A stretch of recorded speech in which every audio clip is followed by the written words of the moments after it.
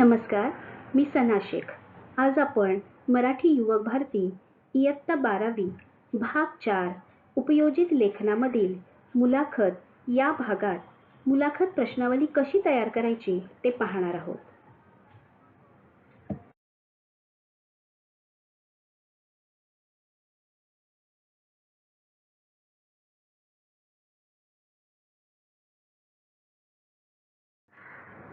आपल्याला सर्वांनाच माहिती आहे की कोणत्याही मुलाखतीसाठी पूर्वतयारी म्हणून प्रश्नावली तयार करणं खूप आवश्यक आहे.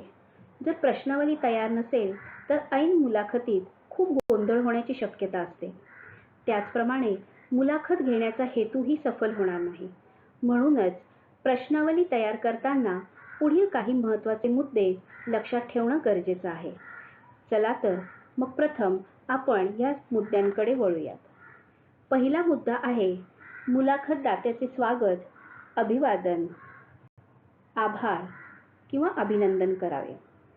जेव्हा आपण मुलाखतीला सुरुवात करतो तेव्हा आपल्या विषयाच्या थेट किंवा डायरेक्ट प्रश्नाला आपण सुरुवात न करता सर्वप्रथम मुलाखतदात्याचे मुलाखतीला आल्याबद्दल त्यांचे स्वागत करावे.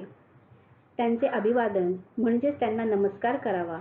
त्यांनी आपला अमूल्य वेळ आपल्याला दिल्याबद्दल आनंद व्यक्त करावा, शुभेच्छा द्याव्या आणि मगच आपण पुढच्या प्रश्नाकडे वळावे.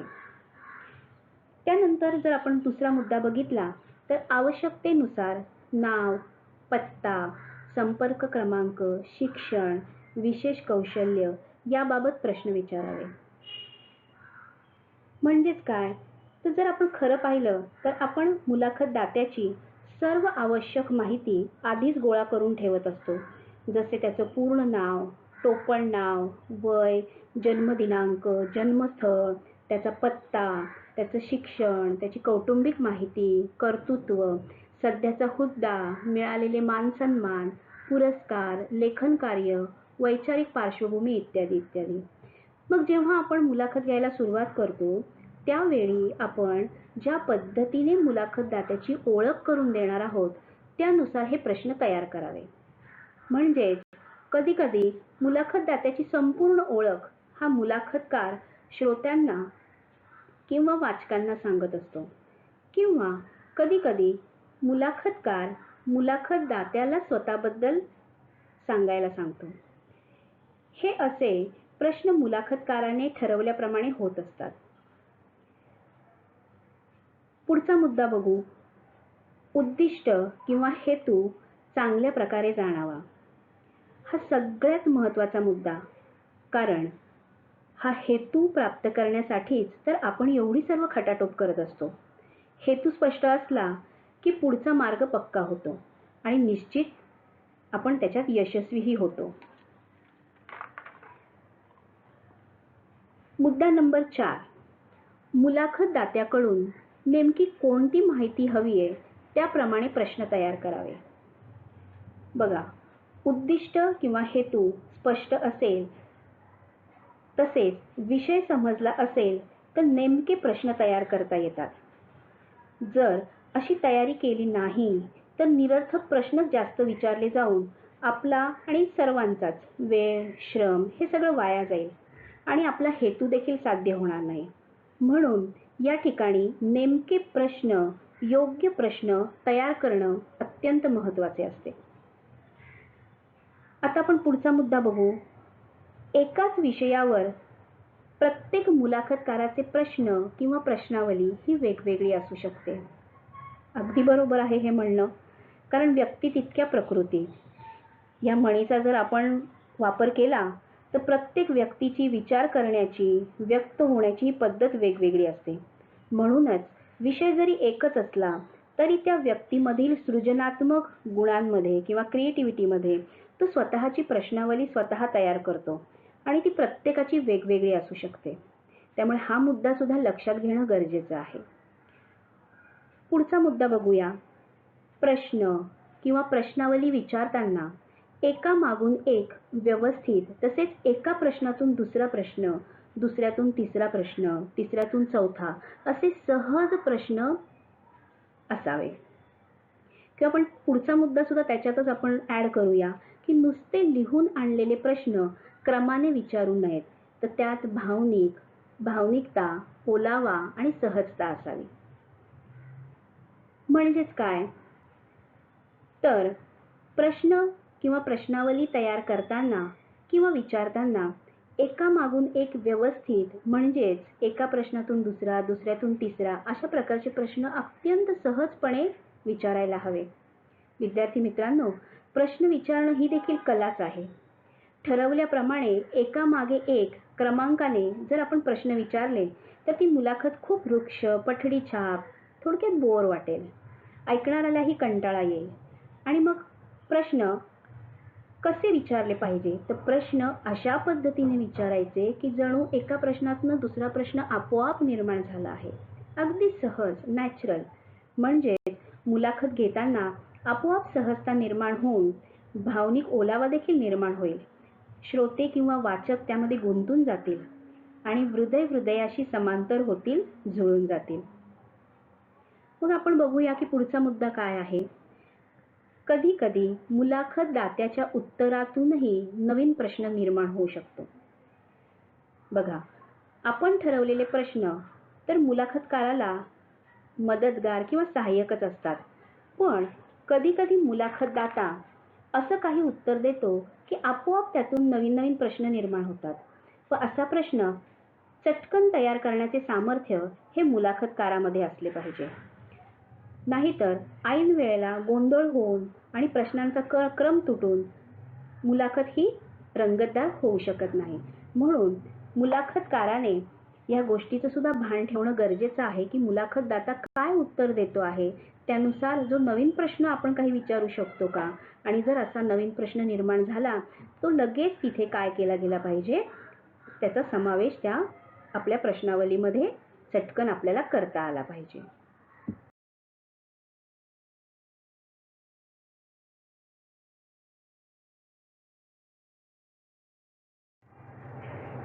आता आपण पुढच्या मुद्द्याकडे वळूया. मुलाखत घेताना मुलाखतदात्याशी अतिशय अदबीने आणि आदराने वागावे. त्यानंतर चांगल्या शब्दांचा, भाषेचा वापर करावा. बघा, कधी कधी चटकन आपल्या तोंडातून चुकीचा शब्द निघून जातो. खरं तर जायला नाही पाहिजे, पण असं जर झालंच तर पटकन दुरुस्त करावा आणि पुढच्या प्रश्नांकडे वळावे. त्यानंतर पुढचा जर मुद्दा आपण बघितला तर मुलाखतदात्याच्या दृष्टीने अडचणीचे जे प्रश्न आहेत ते टाळावेत. त्यानंतर मुलाखतदात्याची एखाद्या प्रश्नाला जर उत्तर द्यायची तयारी नसेल तर तोच प्रश्न त्यांना विचारला जाऊ नये. त्याचबरोबर वैयक्तिक जीवनावर इच्छा नसेल तर प्रश्न विचारू नये. आणि पुढचा मुद्दा, अपमानकारक आणि दुःखकारक प्रश्न विचारू नये. विद्यार्थी मित्रांनो, मुलाखतकाराला असे काही प्रश्न विचारताना फार काळजी घेणं गरजेचं असतं, ज्याने मुलाखतदात्याचा अपमान होईल, दुःख होईल, भावना दुखावल्या जातील असे प्रश्न टाळणं हेही मुलाखतकाराचे महत्त्वाचे काम असते. ही खबरदारी मुलाखतकाराने घेणं आवश्यक असते. नाहीतर मुलाखतीवर त्याचे पडसाद उमटू शकतात आणि मुलाखतीमागचे जे आपलं ध्येय आहे, उद्दिष्ट आहे ते साध्य होत नाही. आणि आता आपण ह्या भागाच्या शेवटच्या मुद्द्याकडे वळूया की मुलाखतीसाठी मुलाखतदात्याची प्रथम परवानगी घ्यावी, दिनांक, वेळ निश्चित करावी आणि काटेकोरपणे वेळेला आपण स्वतः मुलाखत घ्यायला हजर राहावे. विद्यार्थी मित्रांनो, अशा प्रकारे हे काही मुद्दे लक्षात घेऊन आपण मुलाखतीची प्रश्नावली तयार करावी.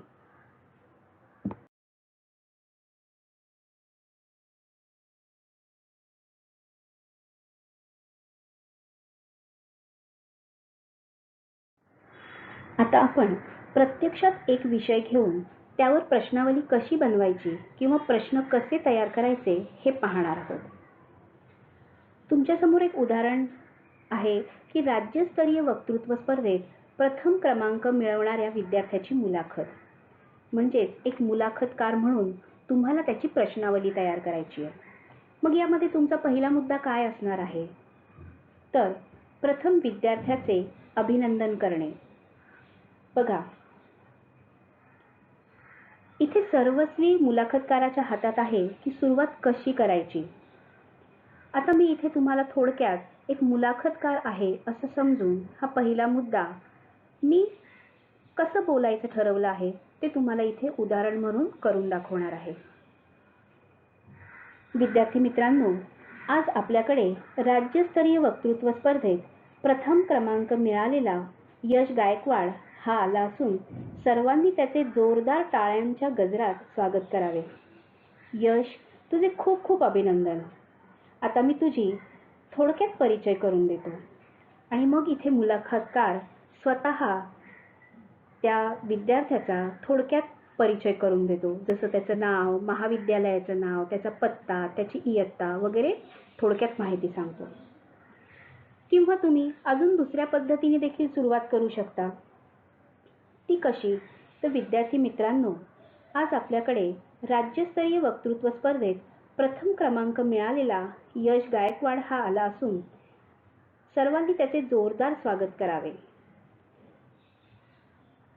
त्याची ओळख मी स्वतः करून देण्यापेक्षा तू जर तुझी ओळख स्वतःच करून दिली तर खूप छान वाटेल यश, असं म्हणून मुलाखतकार त्यालाच स्वतःची ओळख करून द्यायला सांगतात. म्हणजेच जर प्रथम मुद्दा आपण बघितला तर मी प्रथम मुद्द्यामध्ये लिहिलेलं आहे की प्रथम विद्यार्थ्याचे अभिनंदन करणे, त्याचे स्वागत करणे आणि समोर बसलेल्या सर्वांना तुझी थोडक्यात ओळख सांगशील का, असा मी त्याला काय केला, प्रश्न केला. इथे एक गोष्ट लक्षात ठेवायची आहे की परीक्षेमध्ये अशा स्वरूपाची प्रश्नावली लिहायला आली तर फक्त इथे मी जसा मुद्दा लिहिलेला आहे तसा फक्त मुद्दा किंवा तो प्रश्नच लिहायचा आहे.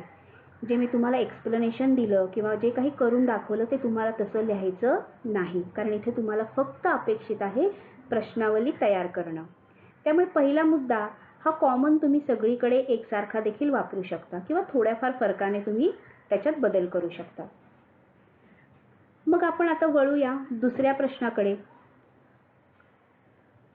प्रथम क्रमांक मिळाल्याबद्दल कसे वाटते आहे? त्यानंतर प्रथम क्रमांक मिळेल ही अपेक्षा वाटत होती का? वक्तृत्वाची आवड कशी निर्माण झाली? त्यासाठी कोणाचे मार्गदर्शन मिळाले की खास प्रशिक्षण घेतले होते किंवा कोणाकडे हे खास प्रशिक्षण घेतले?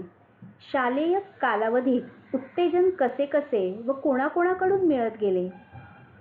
वक्तृत्व कला विकसित करण्यासाठी कोणकोणते प्रयत्न केले गेले किंवा कोणकोणत्या गोष्टींची गरज आहे?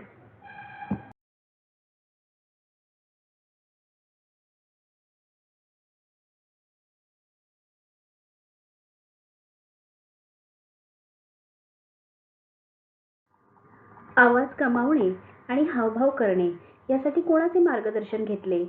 वर्तमानपत्रे नियमित वाचता का? कोणकोणते वर्तमानपत्र वाचता? या वाचनाचा वक्तृत्वामध्ये कितपत उपयोग होतो? अवांतर वाचनाची आवश्यकता असते का? मग त्यासाठी कोणते खास प्रयत्न केले? भाषण लिहून काढण्यासाठी कशी कशी तयारी करता? वर्तमानपत्राची कात्रणे विषयानुसार संग्रह करता की कसे? तयारी करताना अन्य वक्त्याची भाषणे ऐकणे आवश्यक वाटते का? तुम्ही कोणकोणत्या वक्त्याची भाषणं ऐकली आहेत? तुमचा सर्वात आवडता वक्ता कोणता आणि का? वक्तृत्व स्पर्धेत भाग घेणाऱ्या विद्यार्थ्यांना तुम्ही काय संदेश द्याल? तर विद्यार्थी मित्रांनो, आपण बघितलं की अशा प्रकारे प्रश्न हे एकामागून एक तयार होतील आणि योग्य क्रमाने तयार होतील याची काळजी आपण प्रश्न विचारताना घेतली पाहिजे. त्यानंतर प्रश्न विचारताना सुरुवात आणि शेवटचा प्रश्न हा अतिशय महत्त्वाचा. सुरुवात तर मी तुम्हाला सांगितलीच आहे की तुम्ही वेगवेगळ्या प्रकारे वेगवेगळ्या स्वरूपामध्ये करू शकता, पण शेवट नेहमी वाचकांना आणि श्रोत्यांना काय मोलाचा संदेश द्याल किंवा त्यांनी पुढे किंवा भविष्यामध्ये काय करायला हवे अशा स्वरूपाच्या प्रश्नाने नेहमी शेवट करावे आणि जाताना आभार मानावे. विद्यार्थी मित्रांनो, या उदाहरणाद्वारे आपण आता मुलाखतीचे प्रश्न कसे तयार करायचे हे समजून घेतले.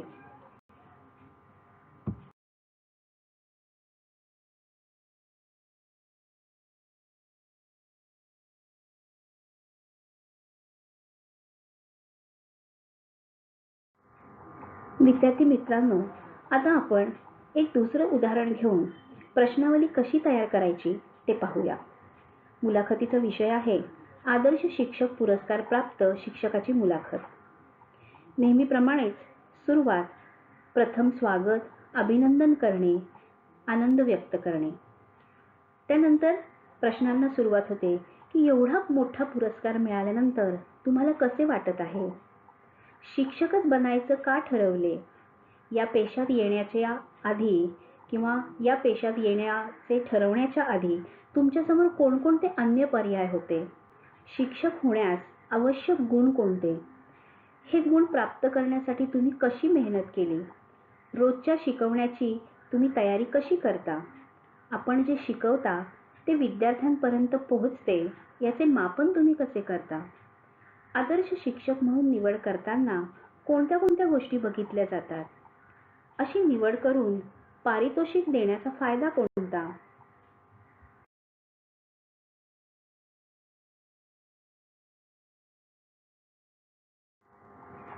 आपण आदर्श शिक्षक होण्यासाठी खास प्रयत्न केले होते का?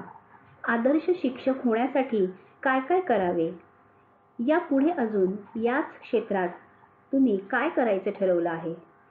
विद्यार्थी व पालकांना तसेच इतर शिक्षकांना तुम्ही काय संदेश द्याल?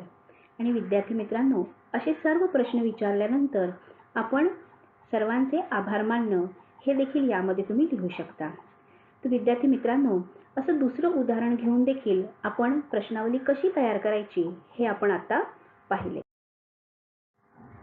अशा प्रकारे आपण आज मुलाखतीची प्रश्नावली कशी तयार करायची व ती तयार करताना कोणते मुद्दे लक्षात ठेवायचे ते 2 उदाहरणांच्या आधारे समजून घेतले.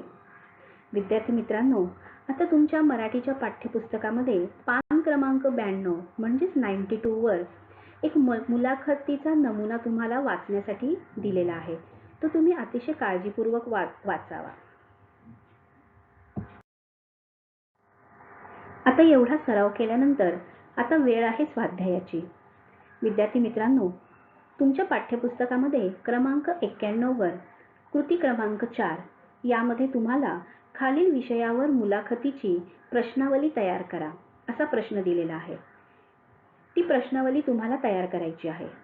पहिली आहे भाजीवाला, 2 पोस्टमन आणि 3 परिचारिका. चला मग विद्यार्थी मित्रांनो, नक्की पुन्हा भेटूया. धन्यवाद.